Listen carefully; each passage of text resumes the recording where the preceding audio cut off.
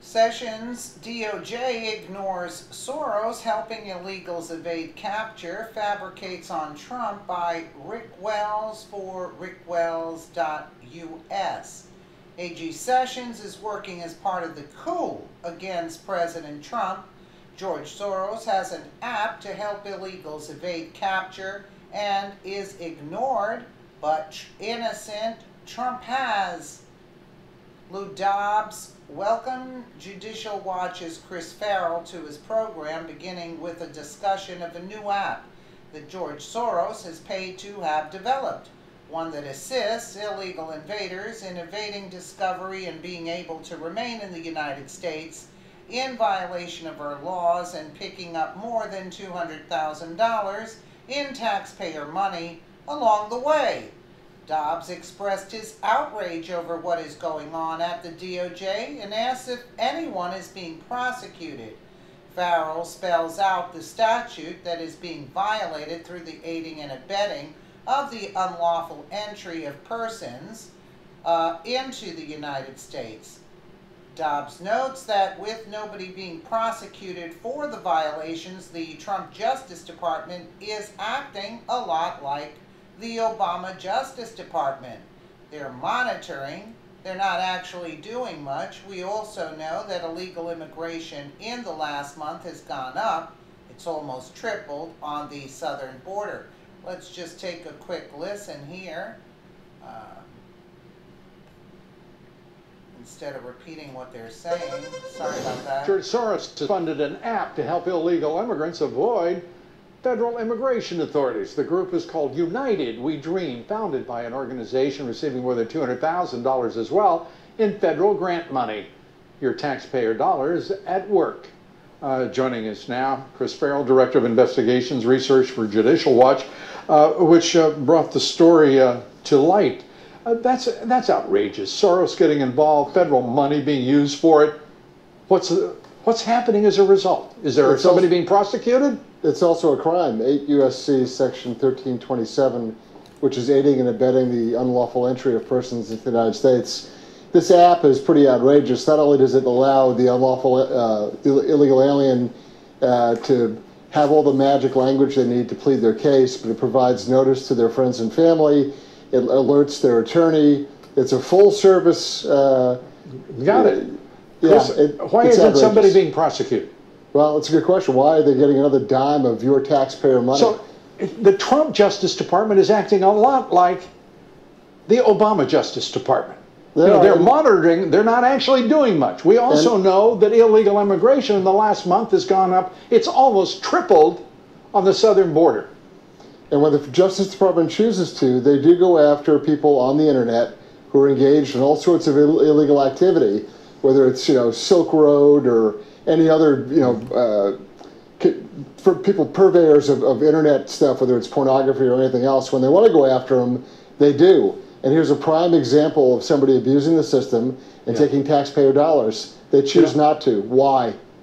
Yeah, well, I guess the reason is they can't get a conviction. They've lost. I mean, to find out that the FBI's conviction rate has dropped by 11% in 5 years, why in the world would the president not fire James Comey? He should have been fired. Yeah, well, the Mueller-Comey legacy has been the slow motion destruction of the FBI, and I've advocated that the whole operation be shut down and be moved over to the Marshal Service. Yeah, and by the way, we're headed in a direction where I don't know that the FBI can be saved. I'm starting to think that you may have the only solution that's been proffered that would, in fact, be a real solution and get rid of these folks. But even now, we know who the criminals are. They're sitting there. Most of them have been demoted. They've been fired. They've been reassigned. They should be in jail, for crying out loud. And look, Mueller has yet to articulate the criminal predicate for his investigation. No one can tell you what crime's been committed. I can tell you what crime has been committed with respect to some of the actions and activities of people in Mueller's staff, at the FBI. It's 18 U.S.C. Section 242, which is deprivation of rights under color of law. That is an abuse of power statute. And when you look at the activities of Strzok and Page and McCabe, I mean, the whole litany of names, they've abused their offices. The American people rightly have a small amount of patience with a government that doesn't respond, doesn't react, and carry out consequences. You know that everyone watching this broadcast tonight who is in the middle class, who is working, who has a family, if they pulled half of the nonsense, that any one of these people, they would be prosecuted with zeal. Absolutely. And this is hollowing out this country. We can tell in the pits of our stomach that we as a nation right now, our founding values, I mean, we've had our throats cut, and we have got to do something about it. The double standard and the disparity of treatment, not just at the political level, where there's this outrageous assault on the president and his associates, but the selective prosecution of people with respect to things like security clearances and mishandling of classified information. They see it, they know it. So let's talk about solutions here tonight. Why not have the president's legal team? You know, it's terrific. You know, you've got Rudy Giuliani, you couldn't have a better public advocate. Yep. But I'll tell you, there's something wrong when you're not attacking the special counsel and that corrupt staff of left-wing ideologues and activists that he's... Yeah, because I agree there, because Giuliani, you know, praised Mueller. Do you see what I'm saying? He should be like an attack dog, not sitting there praising Mueller. Assembled and calls it a special counsel team. Why not go after them? Yeah, I mean, arguably criminal complaints could be filed seeking remedies because of the outrageous abuse, this abuse of authority and conduct, the abuse of office. You know, this deal about, you know, raiding Cohen's office. Just today we heard about the pen register being run on his phone and his communications with the White House. All this stuff is an abuse of office. It should all be pursued. I still can't get over Paul Manafort's wife being frisked and at gunpoint as agents. A pre-dawn raid. Yeah, I mean, that's the stuff that you know that narco terrorists you know are involved in. Look, there are any number of remedies, whether it's administrative.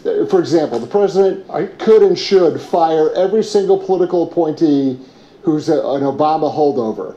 They should not be in office. Yep. That's number one. Clean house that way. Chris, there are other remedies. We've got 10 seconds and appreciate you giving us that one. Chris Farrell, Judicial Watch, as always. Thanks. But again, why is Sessions standing on the side and letting all this take place? That's the New World Order's agenda, actually, to let in as many illegals, to work for minimum wage. They get the voting. Do you see what I'm saying? The Democrats get their voting. It's the New World Order agenda. That's why Soros is helping them, and Sessions is idly sitting by in the process. Do you see? He's part of the coup, as they're saying. So they want these illegals in there, the Dems. How are they going to get their votes? They're not going to get the votes from hardworking Americans.